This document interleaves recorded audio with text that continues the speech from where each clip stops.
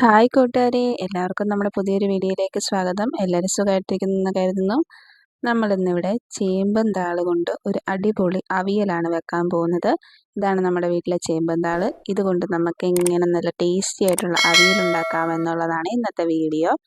അപ്പോൾ നമുക്കിതിന് ആവശ്യമായിട്ടുള്ള സാധനം എന്ന് പറയുന്നത് ചേമ്പൻ താള്, കായ, കൂർക്ക, പിന്നെ പപ്പായ, ഇത്രയും സാധനങ്ങളാണ് വേണ്ടിയത്. പിന്നെ ഞാനിതിനകത്ത് ഒരു ക്യാരറ്റും കൂടെ ആഡ് ചെയ്തിട്ടുണ്ട്. അങ്ങനെ നല്ല ടേസ്റ്റി ആയിട്ടുള്ള കർക്കിടക മാസത്തിലൊക്കെ പച്ചക്കറി ഇലക്കറികളൊക്കെ അല്ലേ കഴിക്കേണ്ടത്. അന്നേരം ഇപ്പം നമ്മൾ ഉണ്ടാക്കാൻ പോകുന്നില്ല അതുപോലെ ഒരു നല്ല ടേസ്റ്റി അടിപൊളിയായിട്ടുള്ള ഒരു അവിയലാണ് നമ്മൾ പ്രിപ്പയർ ചെയ്യാൻ പോകുന്നത്.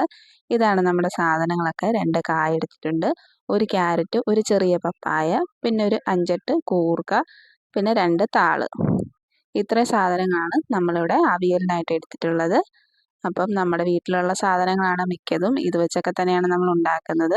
അപ്പോൾ കൂർക്കയൊക്കെ നമ്മൾ വീട്ടിൽ മേടിക്കുകയാണ്. താളും ഉണ്ടെങ്കിൽ ബാക്കി ഐറ്റംസും കൂടെ ഒക്കെ റെഡിയാക്കിയിട്ട് എത്രയും പെട്ടെന്ന് തന്നെ എല്ലാവരും ഈ അവിയലൊന്ന് ഉണ്ടാക്കി നോക്കണം. നല്ല ടേസ്റ്റി ആയിട്ടുള്ള അവിയലാണ്. അപ്പം നമുക്ക് പ്രിപ്പയർ ചെയ്യാമല്ലോ. ഞാനിവിടെ ഒരു തേങ്ങ മുഴുവനായിട്ട് ചിരവി എടുത്തതുണ്ട്. പിന്നെ ഒരു 5 ചുവന്നുള്ളി, 4 പച്ചമുളക്, കറിവേപ്പില, ജീരകം, പിന്നെ വാളംപുളി, മഞ്ഞൾപ്പൊടിയൊക്കെ എടുത്ത് വെച്ചിട്ടുണ്ട്. നമ്മൾ പപ്പായയും ക്യാരറ്റും എല്ലാം ഇതുപോലെ എല്ലാ സാധനങ്ങളും നീളത്തിൽ ചെറുതായിട്ട് ഇങ്ങനെ നീളത്തിലൊന്ന് അരിഞ്ഞ് എടുത്തിട്ടുണ്ട്. ഇത് നമ്മുടെ താളരിഞ്ഞതാണ്. പിന്നെ കായും കൂർക്കയും നീളത്തിൽ ചെറുതായിട്ട് അരിഞ്ഞിട്ട് വെള്ളത്തിലിട്ട് വെച്ചേക്കുവാണ്. അല്ലെങ്കിൽ കളറ് മാറാനുള്ള ചാൻസ് ഉണ്ട്. അതുകൊണ്ടെല്ലാം ഇങ്ങനെ നമ്മൾ അരിഞ്ഞെടുത്തിട്ട് വേവിക്കുന്നിടം വരെ ഒന്ന് വെള്ളത്തിലിട്ട് വെക്കണം.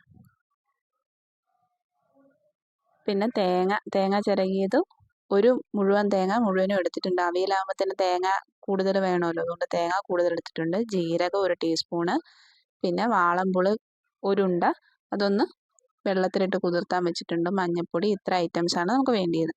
നമുക്കിനി ഒരു കുക്കർ എടുക്കാം. കുക്കറിലേക്ക് നമുക്ക് ഈ വെള്ളത്തിലിട്ട് വെച്ചിരിക്കുന്ന കായും കൂർക്കയും ആദ്യം ഇട്ട് കൊടുക്കാം.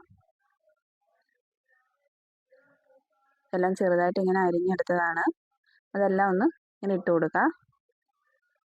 ഇനി ഇതിലേക്ക് ബാക്കി നമ്മുടെ സാധനങ്ങളൊക്കെ നമുക്കൊന്ന് ഇട്ട് കൊടുത്തേക്കാം.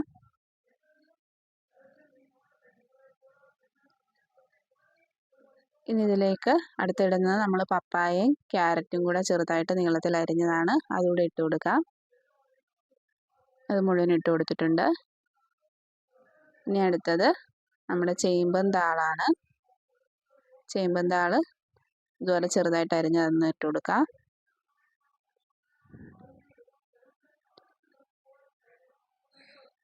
ഇനി ഇതിലേക്ക് നമുക്ക് 4 പച്ചമുളക് ഒന്ന് കീറി എടുത്തിട്ടുണ്ട്. ഇതും കൂടെ ഒന്ന് ഇട്ട് കൊടുക്കാം. നമ്മൾ വേറെ മുളക് പൊടിയൊന്നും ആഡ് ചെയ്യുന്നില്ല. അതുകൊണ്ട് 4 പച്ചമുളക് എടുത്തിട്ടുണ്ട്. പിന്നെ മഞ്ഞൾപ്പൊടി,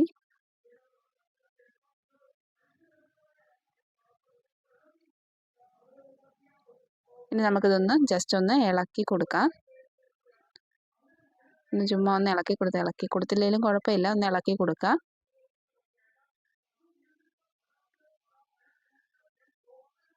ഇനി ഇതിലേക്ക് 2 തണ്ട് കറിവേപ്പിലയും കൂടെ ആഡ് ചെയ്ത് കൊടുക്കണം.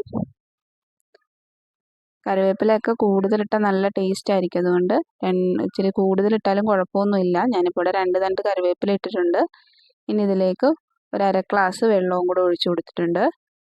ഇനി ഇതൊന്ന് അടച്ചിട്ട് നമുക്ക് അടുപ്പത്തേക്ക് വെച്ച് ഒരു 2 വിസിൽ അടുപ്പിച്ചെടുക്കണം. ഇപ്പം ഞാൻ അടുപ്പത്തേക്ക് വെച്ചിട്ടുണ്ട്. ഈ ടൈമിൽ നമുക്ക് അരയ്ക്കാനുള്ള സാധനങ്ങളൊക്കെ ഒന്ന് അരച്ചിട്ടെടുക്കാം. ഇതിലേക്ക് ആദ്യം 5 ചുവന്നുള്ളി ഇട്ട് കൊടുക്കാം. പിന്നെ നമ്മൾ ഈ ഒരു മുഴുവൻ തേങ്ങയിൽ പകുതി തേങ്ങ മാത്രമേ ഇപ്പോൾ ഇട്ട് കൊടുക്കുന്നുള്ളൂ. ജീരകം ഇട്ടൊന്ന് ചെറുതായിട്ടൊന്ന് അരച്ചെടുക്കണം. നന്നായിട്ട് അരച്ചെടുക്കണ്ട, ഒന്ന് ചെറുതായിട്ടൊന്ന് അരച്ചെടുത്താൽ മതി. ജീരകം നന്നായിട്ട് അരഞ്ഞു വരുന്ന രീതിയിലൊന്ന് അരച്ചെടുക്കണം. അതുകൊണ്ട് നമ്മൾ പകുതി തേങ്ങ മാത്രമേ ആഡ് ചെയ്ത് കൊടുക്കുന്നുള്ളൂ.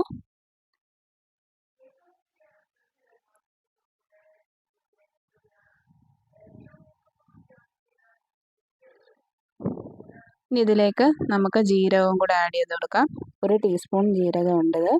ഇത് നന്നായിട്ടൊന്ന് അരച്ചെടുക്കാം. ഒത്തിരി ഫൈനായിട്ട് അരച്ചെടുക്കണ്ട, ജസ്റ്റ് ഒന്ന് അരച്ചെടുത്താൽ മതി. ജീരകം ഒന്ന് അരഞ്ഞ് കിട്ടുന്ന രീതിയിൽ. ഇനി ബാക്കി തേങ്ങയും കൂടെ ആഡ് ചെയ്തിട്ട് നമുക്കൊന്ന് ചതച്ചെടുക്കാം. അറിയാലോ, അവിയലിന് അധികം അരയ്ക്കേണ്ട ആവശ്യമില്ലല്ലോ, അതുകൊണ്ട് ജസ്റ്റ് ഒന്ന് ചതച്ചെടുക്കാം. ഇനി ഇതിലേക്ക് കുറച്ച് കറിവേപ്പിലയും കൂടെ ആഡ് ചെയ്തിട്ട് ചതച്ചെടുക്കാം. അപ്പം ദേ ചതച്ചെടുത്തിട്ടുണ്ട്. അപ്പം നമ്മുടെ ഈ സമയത്ത് കുക്കർ വിസിലടിക്കാറായിട്ടുണ്ട്. കുക്കർ വിസിലടിച്ച് കഴിഞ്ഞ് ഇനി നമുക്കിതിന്ന് ആവി പോയി കഴിയുമ്പോൾ ഒന്ന് തുറന്ന് നോക്കാം. അപ്പോൾ ആവിയൊക്കെ പോയിട്ടുണ്ട്. നമുക്കൊന്ന് തുറന്ന് നോക്കാം. നമ്മുടെ കഷ്ണങ്ങളൊക്കെ നന്നായിട്ട് വെന്തിട്ടുണ്ട്. ഞാനിതിലേക്ക് ഉപ്പിടാനായിട്ട് മറന്നു പോയിട്ടുണ്ട്. അതുകൊണ്ട് ഉപ്പ് ഞാൻ ഈ സമയത്താണ് ചേർക്കുന്നത്. വേവിക്കുന്നതിന് മുമ്പ് ഉപ്പിട്ട് കൊടുത്താൽ കഷ്ണങ്ങളിലൊക്കെ നന്നായിട്ട് ഉപ്പ് പിടിക്കും. അപ്പം നമുക്ക് ഈ ടൈമിലൊന്ന് പുളി ആഡ് ചെയ്ത് കൊടുക്കാം. പുളി വിഴിഞ്ഞൊഴിച്ച് കൊടുക്കാം.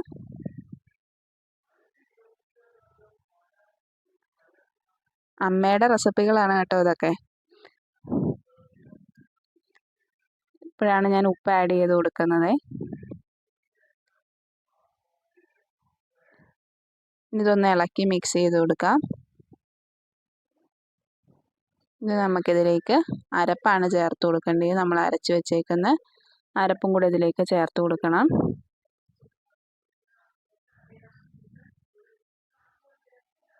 ഇതിലേക്ക് ആ അരപ്പ് മുഴുവനായിട്ട് അങ്ങ് ചേർത്ത് കൊടുക്കാം.